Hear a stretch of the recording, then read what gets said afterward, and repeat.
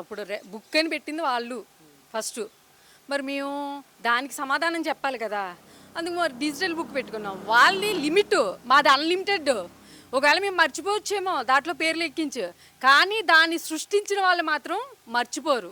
జగన్మోహన్ రెడ్డి గారు డిజిటల్ బుక్లో ఎక్కిన ప్రతి ఒక్క పేరుకి సమాధానం చెప్పి చూస్తారు. ఆ సమాధానం కోసం మేము అంతా ఎదురు చూస్తూ ఉంటాం. ఆ తర్వాత అంటే డిజిటల్ బుక్ అంటే ఓన్లీ ప్రజల యొక్క పరిపాలన లేకుండా ఓన్లీ విధ్వంసం ఇవే అనుకోవచ్చు.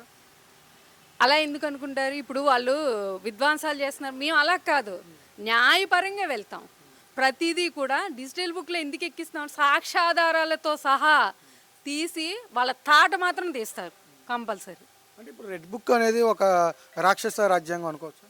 మరి అదే కదా జరుగుతుంది. విధ్వంసం సృష్టిస్తున్నారంటే ఏంటి, మాజీ మంత్రులు, మాజీ ఎమ్మెల్యేలు వీళ్ళందరూ ఇల్లులు తగలబెట్టేస్తున్నారు, పెట్రోల్ బాంబులు వేస్తున్నారు. మళ్ళీ సిగ్గు లేకుండా ఏం చెప్తున్నారు, పెట్రోల్ బాంబులు వేసి అది హత్యా ప్రయత్నం ఎందుకు అవుతుంది అంటున్నారు. వాళ్ళ ఇంట్ల మీద వేసుకి చూడండి ఒకసారి, హత్యా ప్రయత్నం అవుతుందో ఏ ప్రయత్నం అవుతుందో.